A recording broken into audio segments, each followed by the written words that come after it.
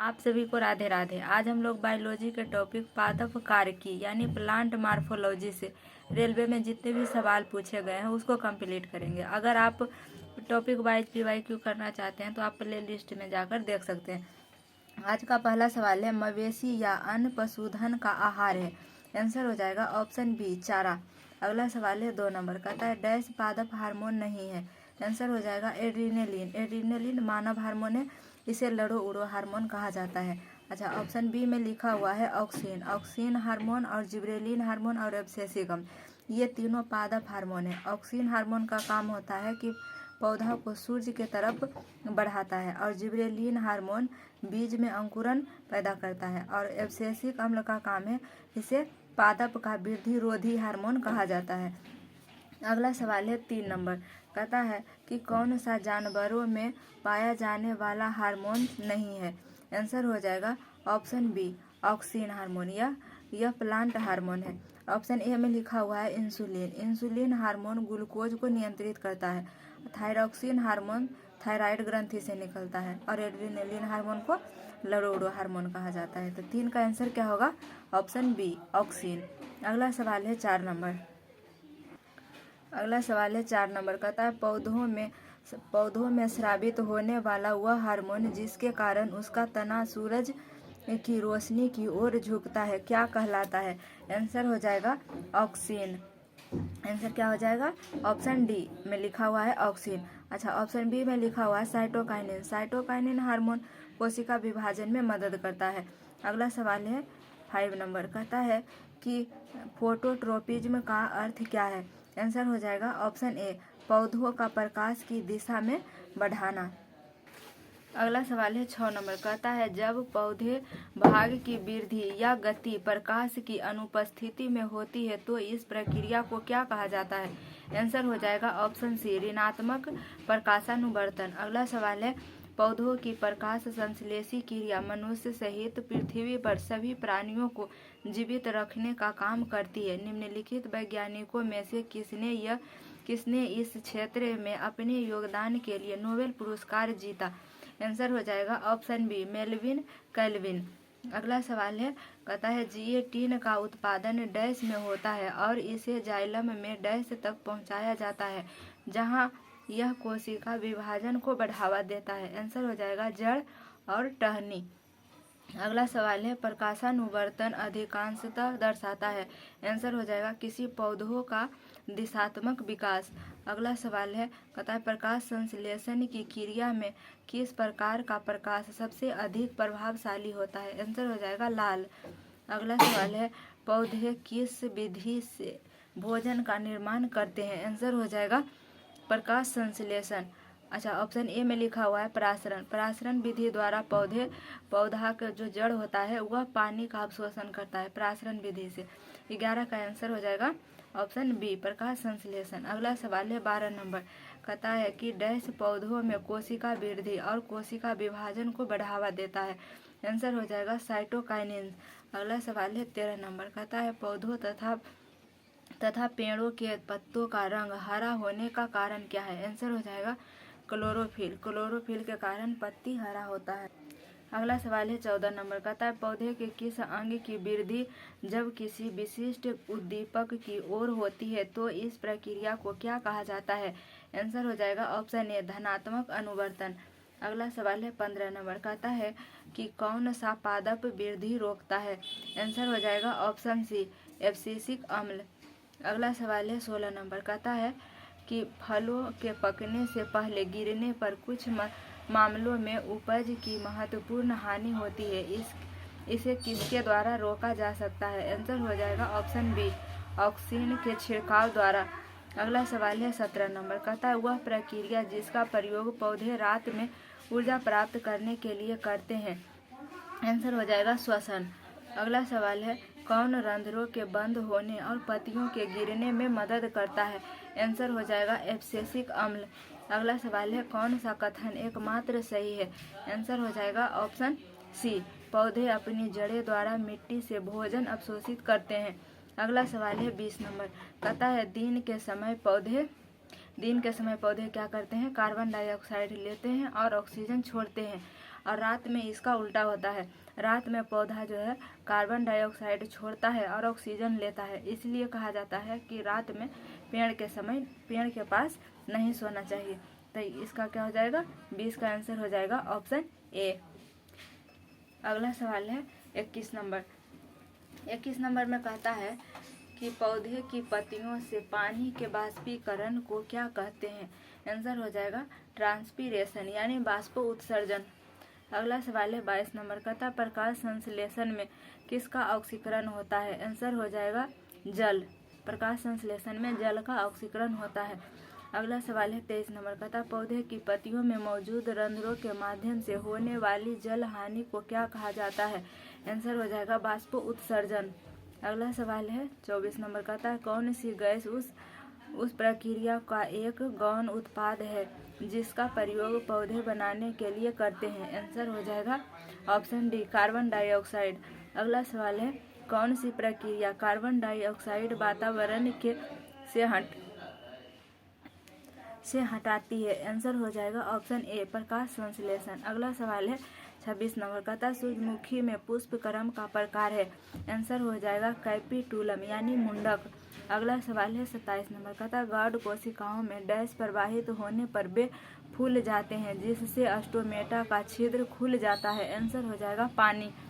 अगला सवाल है 28 नंबर का, अंकुरन के लिए सामान्यतः किसकी आवश्यकता नहीं होती है। आंसर हो जाएगा प्रकाश। अगला सवाल है 29 नंबर का, वन डैश द्वारा वातावरण में नमी को बढ़ाते हैं। आंसर हो जाएगा बाष्प उत्सर्जन। अगला सवाल है 30 नंबर का, रात के समय पेड़ के नीचे सोना उचित नहीं है क्योंकि पेड़ डैश छोड़ता है। आंसर हो जाएगा कार्बन डाइऑक्साइड। रात के समय पौधा क्या छोड़ता है, कार्बन डाइऑक्साइड, और लेता है क्या, ऑक्सीजन लेता है। अगला सवाल है डैश परिस्थितियों में बाष्प उत्सर्जन कम हो जाता है। आंसर हो जाएगा उच्च आर्द्रता। अगला सवाल है कौन जड़ है, गाजर जड़ है, बाकी प्याज आलू अदरक ये सभी तना है। आंसर हो जाएगा ऑप्शन सी।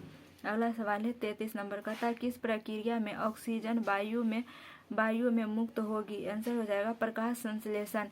अगला सवाल है 34 नंबर, पौधों में डैश अवशोषण और ऊपरी गतिविधि में जड़ों से पत्तियों तक पानी और खनिजों के संचरण में मदद करता है। आंसर हो जाएगा बाष्प उत्सर्जन।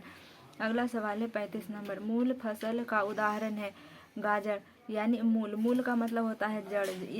ये जो ऑप्शन लिखा हुआ है इसमें मूल यानी जड़ कौन है, गाजर, बाकी आलू अदरक हल्दी ये सभी तना है।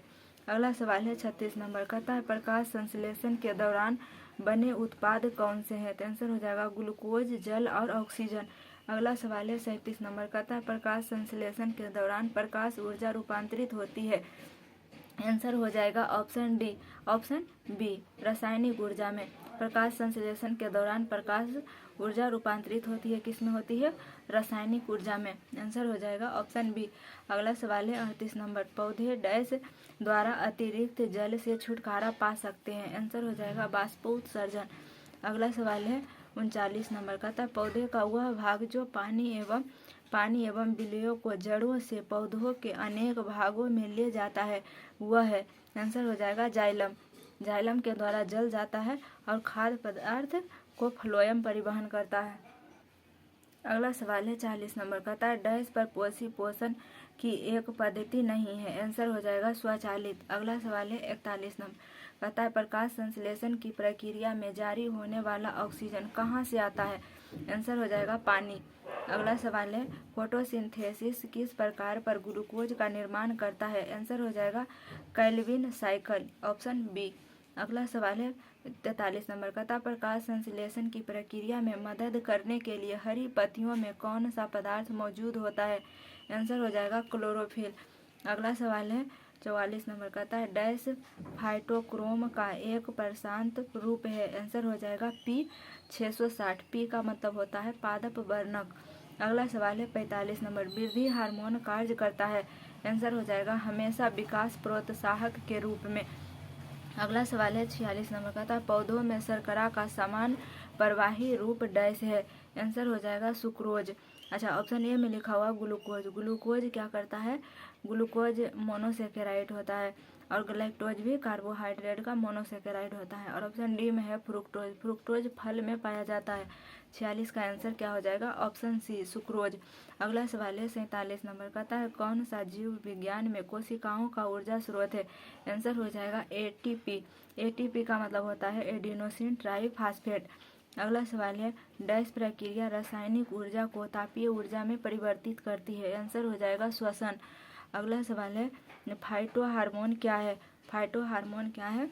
आंसर हो जाएगा ऑप्शन सी प्रकाश संश्लेषण के लिए इस्तेमाल किए जाने वाला पदार्थ। अगला सवाल है 50 नंबर कहता है श्वसन में पहला चरण ग्लूकोज का डैश में विखंडन है? आंसर हो जाएगा ऑप्शन ए पायरूवेट। अगला सवाल है 51 नंबर कहता है कौन सा प्रकाश संश्लेषण के लिए आवश्यक नहीं है? आंसर हो जाएगा ऑक्सीजन। अगला सवाल है 52 नंबर कहता है कंसंट्रेशन ग्रेडियंट के खिलाफ कोशिका की हलचल को क्या कहा जाता है? आंसर हो जाएगा सक्रिय परिवहन। अगला सवाल है 53 नंबर प्रकाश संश्लेषण की प्रक्रिया में पौधे किस ऊर्जा का प्रयोग करते हैं? आंसर हो जाएगा सौर ऊर्जा। अगला सवाल है 54 नंबर पौधों में पानी का अवशोषण मूल रोम द्वारा एक प्रक्रिया से होता है, वह क्या कहलाती है? आंसर हो जाएगा प्रासरण। अगला सवाल है 55 नंबर कहता है ऑक्सीजन की मदद से होता है और यह ग्लूकोज के CO2 यानी कार्बन डाइऑक्साइड और जल में पूर्ण विघटन के लिए जिम्मेदार है। आंसर हो जाएगा ऑप्शन सी ऑक्सी श्वसन। अगला सवाल है 56 नंबर कहता है पौधों के मामले में मिट्टी से अवशोषित किया गया नाइट्रेट है? आंसर हो जाएगा ऑप्शन बी मुक्त नाइट्रोजन में परिवर्तित हो जाता है। आंसर हो जाएगा ऑप्शन बी। अगला सवाल है 57 नंबर कहता है किस प्रक्रिया के दौरान बहुत मात्रा में ऊर्जा बाहर निकलती है? आंसर हो जाएगा ऑप्शन सी वायु श्वसन यानी एरोबिक रेस्पिरेशन। अगला सवाल है 58 नंबर कहता है डैश हार्मोन के विकसरण के कारण पौधे जड़ की दूसरी तरफ मुड़ जाते हैं? तो आंसर हो जाएगा ऑक्सीन। अगला सवाल है 59 नंबर कहता है किस प्रक्रिया में ऊष्मीय ऊर्जा निर्मित होती है? आंसर हो जाएगा श्वसन। अगला सवाल है 60 नंबर कहता है पौधों में बौनापन निम्नलिखित में से किसके उपचार द्वारा नियंत्रित किया जा सकता है? आंसर हो जाएगा ऑप्शन सी। ऑप्शन सी पर क्या लिखा हुआ? जिब्रेलिक अम्ल। अगला सवाल है ऑक्सीन क्या करता है? यह सूर्य के तरफ प्रकाश ये पौधा को सूर्य के प्रकाश की तरफ बढ़ाता है। एथिलीन फल पकाने में काम आता है। और साइटोकाइनिन हार्मोन क्या करता है? कोशिका विभाजन करता है। लेकिन 60 का आंसर क्या हो जाएगा? Option C. अगला सवाल है 61 नंबर कहता है O2 यानी ऑक्सीजन का उपयोग करके पायरूवेट का विभाजन डैश में होता है? आंसर हो जाएगा ऑप्शन बी माइटोकॉन्ड्रिया। अगला सवाल है 62 नंबर कहता है पौधों का सार्वभौमिक प्राकृतिक ऑक्सीन है? आंसर हो जाएगा ऑप्शन डी IAA। IAA का फुल फॉर्म होता है इंडोल 3 एसिटिक एसिड। अगला सवाल है 63 नंबर कहता है कि कौन सा जीव ऑक्सीजन के बिना जीवित रह सकता है? आंसर हो जाएगा अवायवीय जीवी। तो ये था कंप्लीट क्वेश्चन। मिलेंगे नेक्स्ट क्लास में। जय हिंद।